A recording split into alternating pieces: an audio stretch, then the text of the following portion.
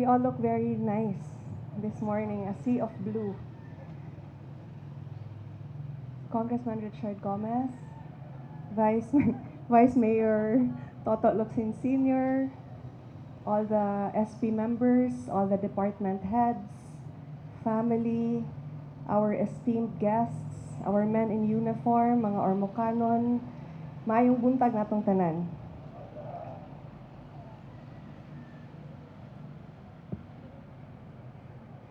Maybe we're not aware of it, but art lives in the soul and we see it every day.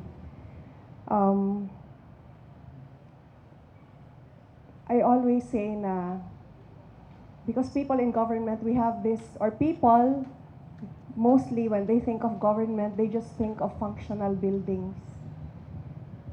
But in my case, I grew up, like I always say, no, I grew up before, no, di na yung kumabasa sa akong speech, magtabi na lang ko. My life before was a lockdown, but my dad did not call it a lockdown. Because if Richard came to Ormoc knowing that this city was once the drug capital of the region, I grew up in the 80s nga there was a very high insurgency problem. So, Daddy basically kept me and my sister locked down in the house, but we did not know it was a lockdown until the pandemic came. We could hardly go out, but our friends were welcome to stay with us and sleep over, and my best friends were really books. So my idea of a city are the ones that I would see in books. And you know how storybooks are, the market looks nice, the streets are clean. And when we were bigger na and we were allowed to somehow go out of our gate and it would bother me why is the market dirty? Why is the street dirty? So I became part of government, but I was in the legislative branch.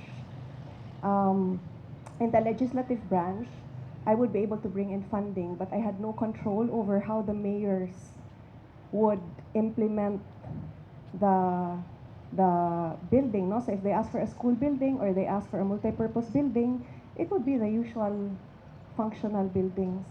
But that did not resonate with me. Moingon jud ko pirmi kaanogon. So the time came that I became mayor, and I love that part, especially of my job, where I am allowed to not only create but make things beautiful.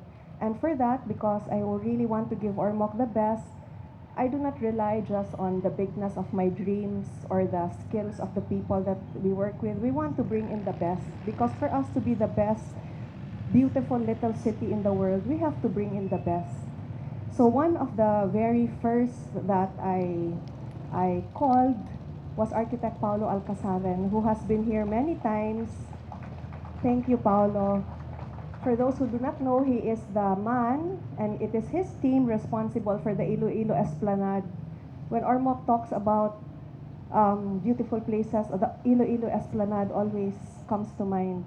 But before the Iloilo Esplanade, there was the Singapore Airport, which he was always also part of. So like we have said in the past, until now, we veer away from the mentality na porque we are from the province and we are from a small city, we will say, pwede na yan, para sa Ormoc, probinsya lang naman tayo.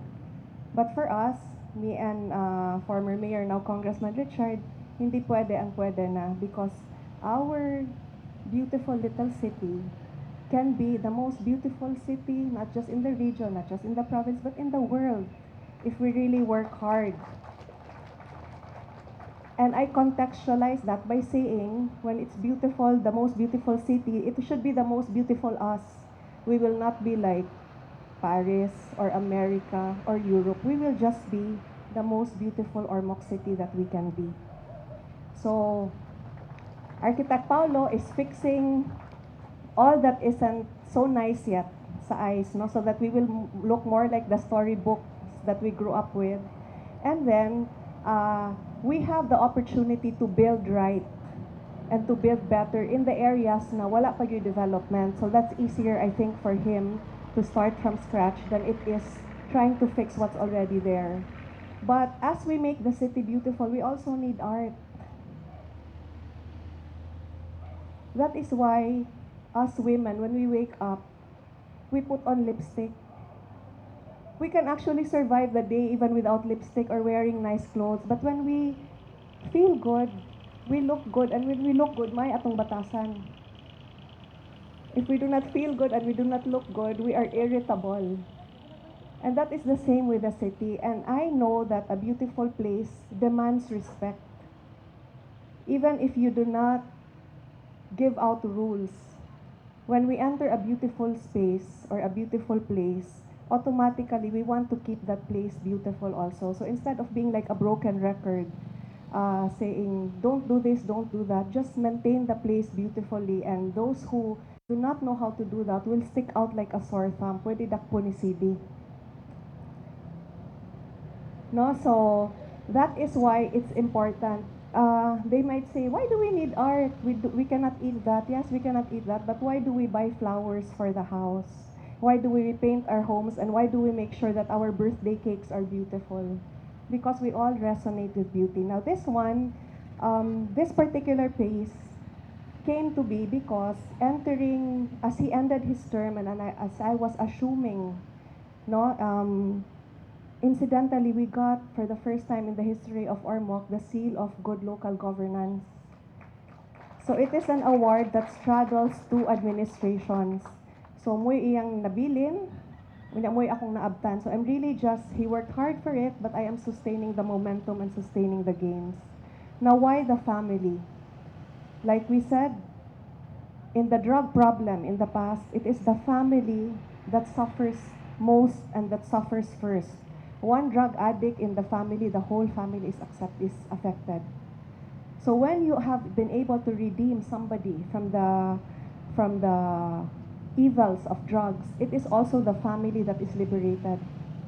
In the programs of a city, when your government works for you, it is also the family that benefits the most. So that is at the core of what we in the Ormoc development team, together with all the department heads of the LGU, work for. All the programs of the government, the end beneficiary is always the family, which is the basic unit of society. And we cannot have a community without a family. So I have maintained many times in the many speeches I have said that human beings are assets, not liabilities, and the wealth of a nation, in our case, the wealth of a city, is really its people. So we invest in the people, we invest in programs that will benefit the people. And as they enter, kaya man jud ko geography, mo man din makita gyud ay nigsud sa Ormoc, no? As they enter, they see the beautiful masterpiece of Michael Cacnio. And again, we did not just bring any artist just to make a family. We brought in also one of the best, a renowned artist, Michael Cacnio. We should have added a dog also, no? Because here in Ormoc, we not only take care of people, we also take care of animals. Dili mga animal ha, animals. We take care of animals. So this is just it's symbolic of what we stand for as a city, what we work for as a government, and what drives us all individually and collectively. We all go back to family at the end of the day. So Michael, thank you very much for this masterpiece.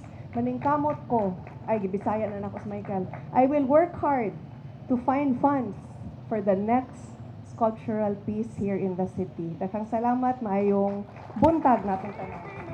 Thank you so much, Ormoc City Mayor Lucy Torres Gomez. What a wonderful sharing. And thank you, Mayor, for your dedication and for always reminding us to always feel good every time we wake up in the morning.